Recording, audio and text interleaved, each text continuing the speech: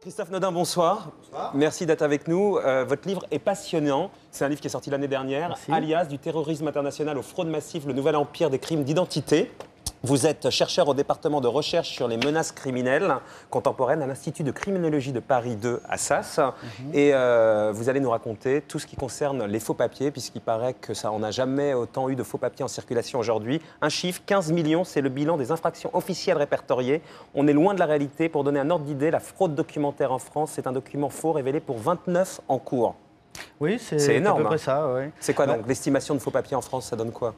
C'est difficile de le dire sur tous les documents. Sur le permis de conduire, par exemple, on sait qu'on a un petit peu moins de 3 millions de faux documents au permis de conduire. 2,7 millions en France. Il y a 3 millions de conducteurs qui conduisent avec 3 millions. Non, bon. il y a 700 000 conducteurs qui conduisent avec un faux document permis de conduire. Ou sans permis du tout. Ou sans permis du tout, mais enfin...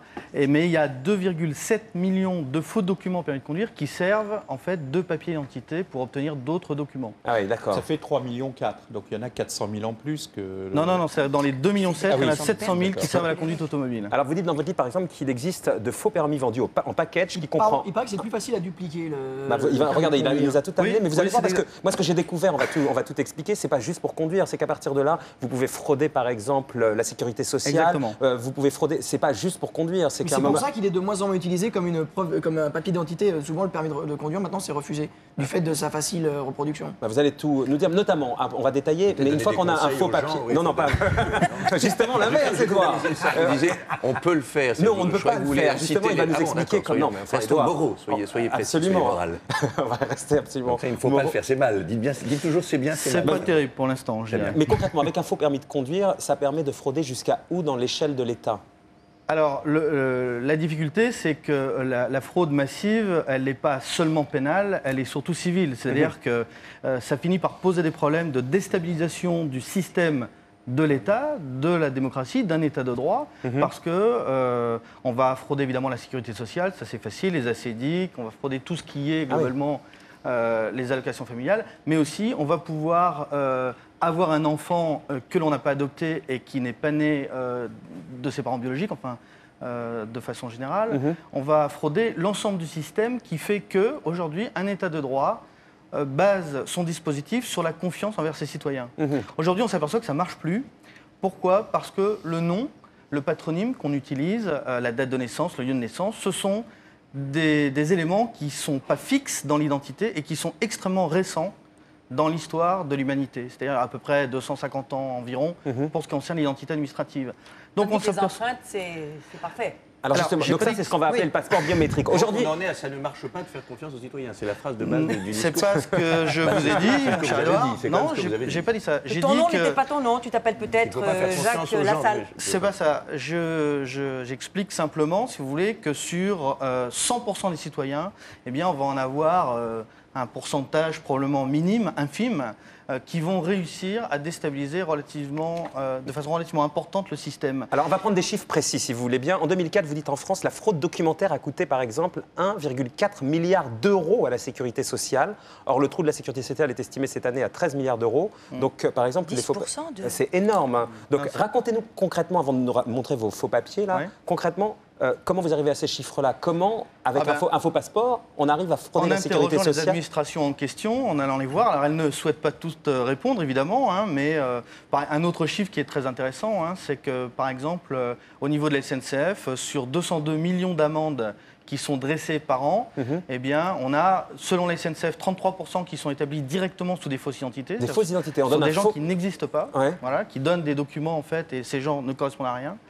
Mais on a 90% en fait, de ces amendes qui ne sont pas recouvrées parce que les adresses n'existent pas, ou on a pris l'identité de quelqu'un d'autre. C'est dingue, non, c'est une nouvelle forme de la criminalité. Elle rapporte beaucoup, elle coûte pas très cher. Vous allez dire combien ça coûte un faux papier, mais sur l'avion par exemple, vous dites que les faux billets d'avion et fausses identités coûtent chaque année 30 millions d'euros environ à Air France. Comment c'est possible? On dit qu'une compagnie aérienne par exemple, on peut falsifier son billet d'avion et partir sur une compagnie? Il y a beaucoup de systèmes, oui bien sûr. Mais par exemple, soyez concret.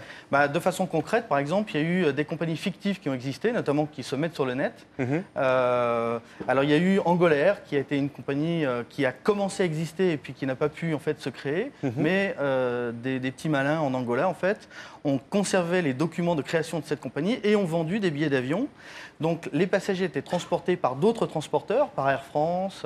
Sur des fausses compagnies, en fait, avec des faux billets au départ. Avec des faux billets. Et quand Air France voulait se faire payer en fait son billet, ou Lufthansa, ou British Airways, eh ben, on s'apercevait que la compagnie n'existait pas. 30 millions d'euros environ à Air France coûtent chaque année les fausses identités. Alors ça, c'était déjà un chiffre qui datait un petit peu, mais ce qui est intéressant, c'est de dire que IATA, l'Association internationale du transport aérien, estime qu'en 2010, ça coûtera aux 194 compagnies mondiales 21 milliards de dollars. Ah oui. Alors, rien que les faux billets d'avion. Si vous êtes là ce soir, c'est puisque là, il y a les fameux passeports qui permettent d'aller aux États-Unis. Maintenant, on a vu avec. Donc, c'est pas encore les biométriques, ceux-là. Non, c'est les passeports à lecture optique qui vont devenir électroniques qui va les et biométriques. fabriquer, finalement, c'est l'imprimerie nationale. Alors, c'est l'imprimerie nationale, puisque en fait, il y a eu un mouvement social qui a refusé en fait l'appel d'offres qui avait été gagné par une société privée. Puisqu'à la base, l'imprimerie nationale n'était pas capable en fait, de les produire suffisamment vite. Alors, ces passeports-là, est-ce qu'ils sont infalsifiables? Non, aucun document n'est infalsifiable. Ah bon? C'est-à-dire qu'à partir du moment où on va avoir des documents qui vont être exogènes à l'individu, on va pouvoir les falsifier. Tous? Même s'ils sont biométriques. Biométriques, donc c'est ce que disait Macha tout à l'heure. Biométrique, c'est que donc il y a donc ces empreintes digitales. Donc a priori, on doit tout. Enfin, il y a que c'est forcément à soi, quoi. Ça peut être falsifié. Oui, c'est-à-dire que, comme l'a très bien montré votre reportage, des terroristes, des gens très bien organisés, des grands voyous, vont avoir les moyens d'obtenir un passeport biométrique. Mais la difficulté pour eux ne sera pas dans l'obtention du passeport, ce sera le fait qu'ils seront à jamais tracés. Et donc, quelque part, ce sera un piège pour eux d'obtenir un document biométrique. Donc, c'est bien une protection qui peut être utilisée. Alors, vous avez amené quoi là Alors là, je vous ai amené le passeport qu'il ne faut plus avoir pour aller aux États-Unis. Ouais. Et aujourd'hui, ce que l'on souhaite, c'est d'avoir un passeport à lecture optique, c'est-à-dire avec l'ensemble des éléments qui sont ici sur la base du passeport et qui permettent d'avoir instantanément les indications. Et le passeport biométrique, c'est un passeport qui, dans le contreplat ici, possédera une puce dans le contreplat, c'est-à-dire cette partie-là. Hein, et quand, aux frontières, on passera le passeport en fait, sur une machine à lecture RFID, c'est-à-dire à lecture sans contact, on aura un certain nombre d'informations qui seront instantanément données. Alors pour être concret, il y a des SMS qui passent, qui demandent notamment qu'est-ce qu'on risque avec un faux passeport, hein. Pas grand-chose, malheureusement, pas grand-chose. C'est pour ça que... Enfin, c'est mon point de vue, hein. Je dis malheureusement parce que je crois que sur le plan pénal, si vous voulez, les peines sont extrêmement minces. Donc ça peut aller de 2 mois avec sursis jusqu'à environ 2 ans pour un très gros trafiquant. Et avec un faux permis de conduire, parce que ça, c'est beaucoup plus grave quand même. Pratiquement rien, sauf si on a eu un accident ayant entraîné la mort d'une personne. C'est-à-dire si on a criminalisé en fait l'infraction. C'est pareil, vous avez la peine évidemment qui se rajoute pour l'escroquerie, etc. Si vous faites une escroquerie aux ACQ, Alors malheureusement non, puisqu'en fait quand on juge l'affaire, on va la juger en fait sur les faits les plus graves, c'est-à-dire sur l'escroquerie. Et l'usage de faux et le faux lui-même, c'est l'infraction connexe, donc elle ne va pas compter dans l'infraction, donc ça va faire extrêmement peu. Et alors, qu'est-ce que ça coûte pour avoir un passeport comme ça? Alors, ça dépend, si vous voulez, de la nationalité. Je vous en ai amené plusieurs. Donc, si vous avez un faux passeport français comme ça, vous pouvez entre 2500 et 3500 euros. C'est tout?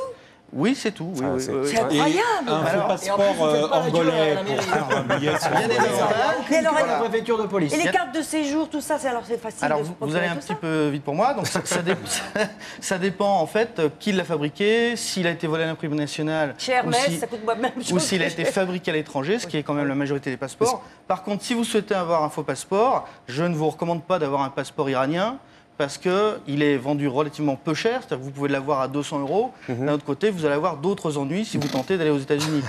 Donc, ce n'est pas forcément la meilleure méthode. Vous racontez par exemple que les permis de conduire les plus contrefaits sont les Américains, manifestement, et les Canadiens. Il est même possible de les acheter directement sur Internet pour 80 à 200 $. Leur faible prix s'explique par leur durée de validité limitée. Absolument. C'est dingue, hein? Oui, alors c'est le problème qu'on a en France, c'est-à-dire que le permis de conduire n'a pas de durée de validité, donc c'est pour ça que c'est le document le plus fraudé, puisque une fois qu'on l'a, on l'a à vie. Donc dans la réforme du permis de conduire européen, j'avais espéré qu'on mette une période de validité extrêmement faible, et c'est pas ce qui s'est passé, puisqu'il sera valable quand même entre 5 et 10 ans selon les cas, et qu'on le changera à partir de 2012, mais c'est un petit peu dommage. Macha, je voudrais un faux passeport à mon nom, mais pas avec mon âge. Mais si, elle n'a pas de problème, Macha. absolument. Et on a appris cette semaine que les permis de conduire, tels qu'on les connaît aujourd'hui, vont être modifiés. Hein. C'est les plus facilement falsifiables, mais ils vont être modifiés en fait. C'est les plus facilement falsifiables parce qu'ils ont très peu de signes de sécurité. Donc c'est pour ça que les organisations criminelles sont aussi malignes que vous et moi. Donc elles se jettent sur les documents qui n'ont pas beaucoup de signes de sécurité. Par contre, un passeport français, ça a quand même beaucoup plus de signes de sécurité. Donc c'est plus dur à falsifier.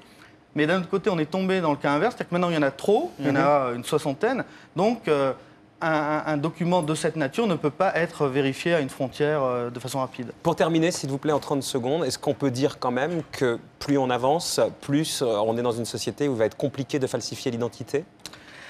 Je ne crois pas. Je pense que la biométrie dont on parle et pour laquelle il y a un débat, et je trouve que c'est formidable que ce soit un débat éthique, hein, puisqu'on va être fiché. Un débat éthique, bien sûr. Alors, je crois que ça va être de toute façon quelque chose d'inévitable. Je voudrais seulement dire que le débat, il porte souvent sur le traitement informatisé des données, mais pas sur la biométrie. Donc moi, je suis effectivement pour la biométrie, parce que je crois que c'est inévitable. D'accord. Mais répondez juste à ma question quand vous dites là-dessus, simplement pour terminer là-dessus. Est-ce qu'on va être dans une société plus sécurisée ou pas du tout ? Si on prend les décisions politiques qui vont bien, c'est-à-dire un petit peu de courage politique, oui, on devrait... Donc il faut être un peu sécuritaire, quoi, d'une certaine manière. Et donc en fait, et dans 10 ans, quelqu'un reviendra sur ce plateau disant c'est très grave, aujourd'hui, les nouveaux passeports biométriques, on peut les truquer, il faut se mettre une puce dans le cou. Tous les 10 ans, il y a des rapports. Mais on ne sera plus là dans 10 ans, Edouard. Il y a un truc à côté, la France a peur, attention, les terroristes sont là avec... Non, c'est pas les terroristes, c'est pas du tout les terroristes, Edouard. C'est pas les terroristes, c'est pas juste rajouter quelque chose. Il y a un côté, la France a peur. Non, pas du tout, c'est pas la France, c'est pas la France a peur. Je crois que si on assure votre identité, on défend aussi votre liberté. C'est-à-dire qu'on empêche que quelqu'un d'autre puisse prendre votre identité. Donc la biométrie, c'est pas à l'inverse du sécuritaire, du sursécuritaire, c'est justement la protection de l'individu lui-même. Et je crois que c'est à ça qu'il faut réfléchir. J'ai ma sœur qui s'est retrouvée en garde à vue parce que quelqu'un avait utilisé son identité quand même. Une voleuse, une niçoise qui prenait le nom de ma sœur, et ma sœur s'est retrouvée en tôle 48 heures. Quoi. Ah oui, quand même. Le temps qu'ils fassent les vérifications, ce qu'on avait vu. Et ça l'aurait délivré.